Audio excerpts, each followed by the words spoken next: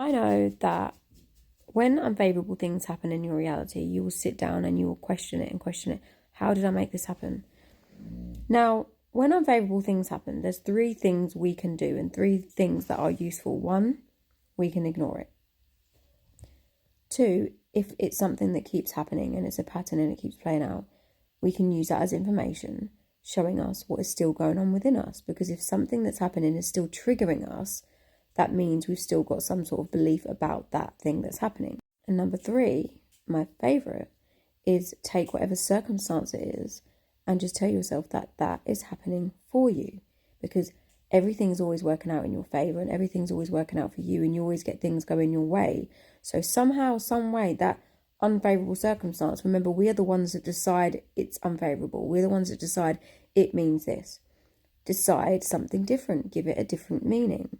This is why we say to you, give everything good meaning, because it's going to make the whole process of everything a lot easier, because we don't want to see something unfavourable and then decide and assume in that moment, I'm not getting what I want, this doesn't work because this is happening. You're literally creating that assumption there and then on the spot. We don't want to do that. And when it comes to ignoring circumstances, there's certain things that I find easy to ignore.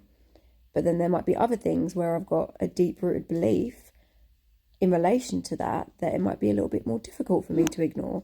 And that's okay. Just use what's happening as information to continue working on you and your conception of self and what's going on within you. Let's say, for example, you've been manifesting your specific person, you've been going on dates, everything's been going great, you've been affirming, you've been living in the end, everything's great. And then they go cold on you and you start panicking and thinking, oh my God, what if they don't want me? Oh my God, what if I've done something wrong? You see them going cold on you as a bad thing. You see it and presume they're ghosting me. That situation there and how you respond and react to it is showing you what you still believe to be true. I've done something wrong.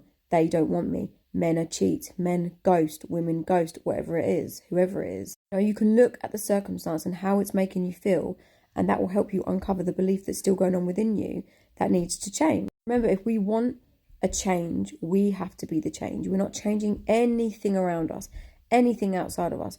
We are the change. We are stepping into a different version of ourselves, a version of ourselves that we desire to be. We do that by persisting in thinking as if we are that version of us. That's just my little